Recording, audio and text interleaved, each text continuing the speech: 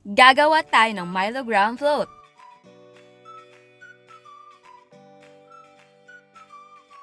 Ito ang ating mga sangkap. Meron tayong Milo Powder, graham crackers, all-purpose cream chilled overnight, condensed milk chilled overnight. Again, ito'y optional lang. Meron tayong gelatine, clear and unflavored, at meron tayong hot water para sa ating gelatin. At para naman sa toppings natin, meron tayong Milo nuggets, chocolate syrup, and chocolate flakes. Pero kung meron kayo ibang gustong toppings, pwede yung ilagay. Ang unang gagawin natin, i-combine natin ang condensed milk and Milo powder. And then mix well. Bago natin i-whip ang ating cream, i-dissolve na muna natin ang ating gelatin. At i-set aside na muna natin. Ngayon naman, i-whip natin ang cream on high speed until maging double ang kanyang volume. I-whip natin ng 7 to 10 minutes.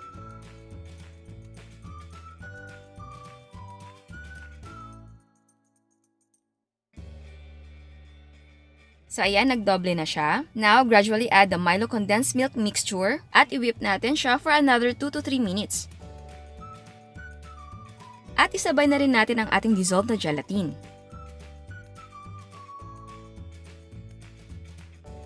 So ngayon, mag-a-assemble na tayo. Maglagay tayo ng first layer ng ating graham cracker sa ating container. Tapos, maglagay tayo ng half cup ng ating cream mixture.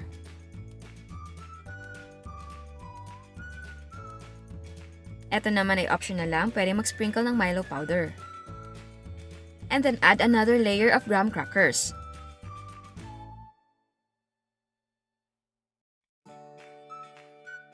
At maglagay tayo ng another half cup ng ating cream mixture.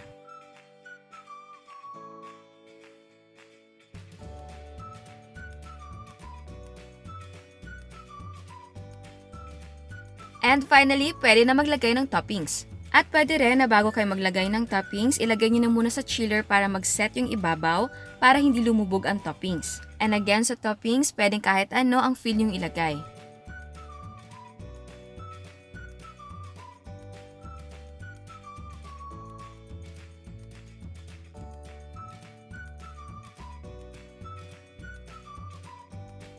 And then chill overnight.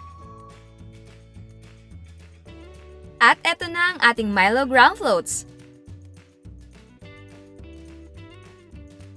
At bago tayo mag-taste test, sa hindi pa nakasubscribe, please subscribe sa ating YouTube channel and please click notification bell para ma-notify ka sa mga bagong uploads.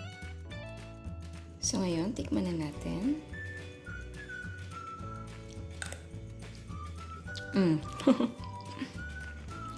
Ang sarap.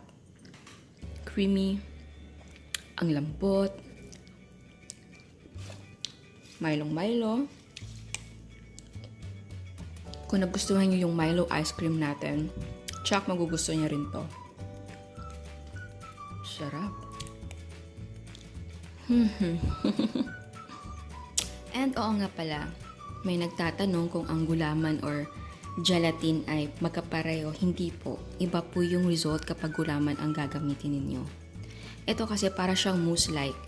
So, iba yung gulaman powder kapag gagamitin mo for this recipe. At pagdating sa toppings, kayo nang bahala. Ito may nakita ko sa mall na Milo nuggets. Akala ko matigas. Hindi pala. Ayan.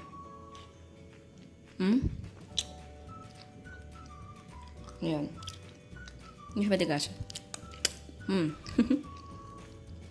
Yum.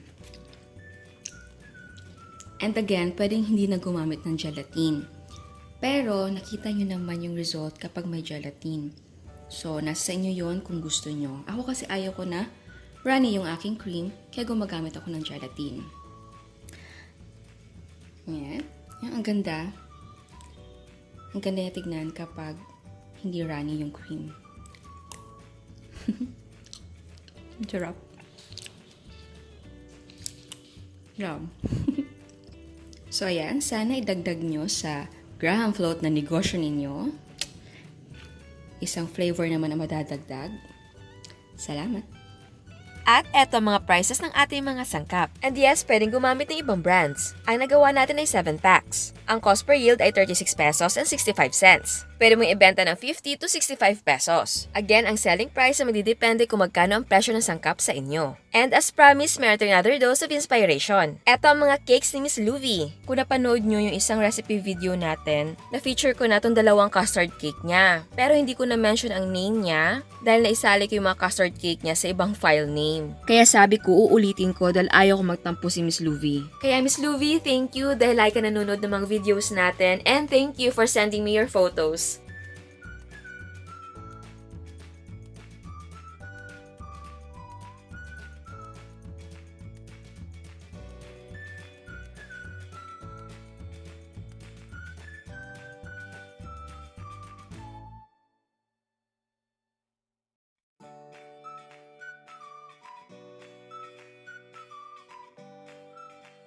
Meron din siyang colorful marshmallow pops.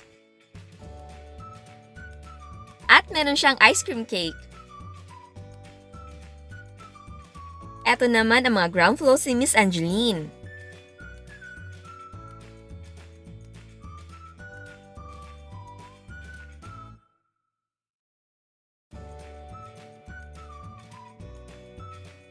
Meron siyang colorful puto. Puto pao. Kuchinta with dulce de leche dip. And ubi halaya leche flan. Eto naman ang mga cakes ni Miss Marilu.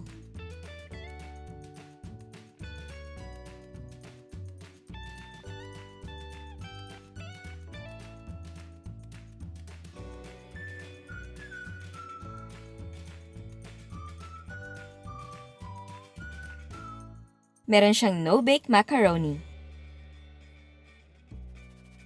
Ubi cheese graham float.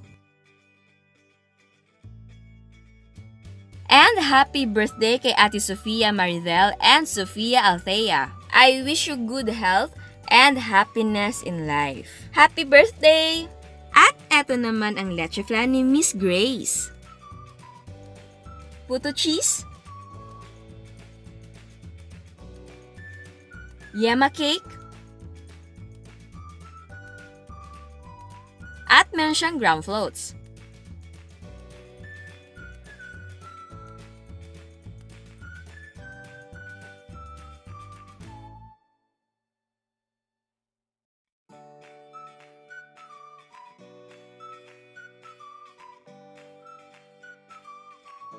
Yay! Ready for delivery! Eto naman ang mga cakes ni Miss Josami.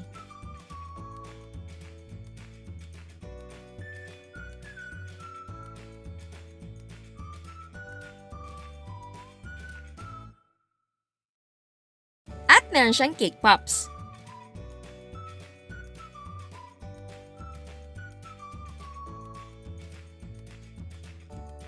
And happy birthday kay Riley! Syempre, ang wish ko sa'yo, good health, and wish ko din na lagi kang masaya. Lagi ko sinasabi ang good health at happiness dahil yan din yung wish ko sa sarili ko. Kasi 'di ba, yan yung kailangan natin lagi, good health and happiness. Kaya dapat laging happy gaya ng mga cakes ni Miss Kat.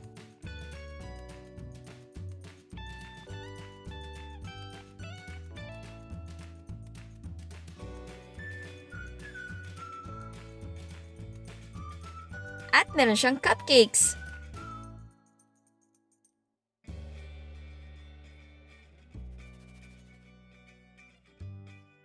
Oreo ground floats.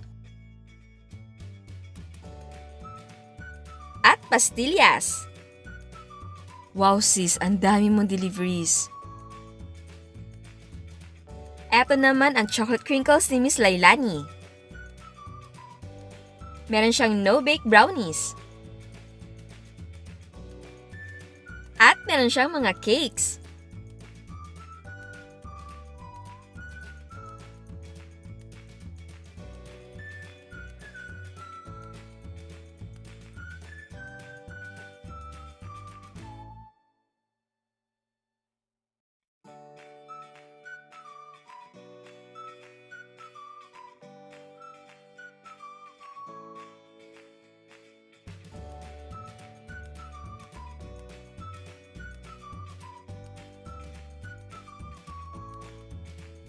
At meron siyang donuts.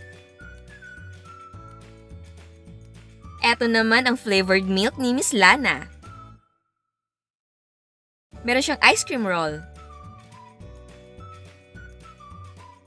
Double Dutch Graham Float. At meron siyang graham balls. Eto naman ang maha ni Miss Maricon. Eto naman ang kanyang mga cakes.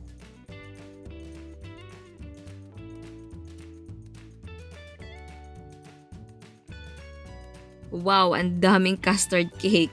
Alam nyo, ang masasabi ko sa inyong lahat, wow talaga. I'm so happy na umaarangkada kayo, kaya go lang ng go talaga. Actually, ang dami nagpadala ng photos, and they are sharing their stories, and sobrang happy nila, and sobrang happy din ako. Kasi alam mo yung feeling na may future kayo sa ginagawa ninyo. You make your family happy, and other people also.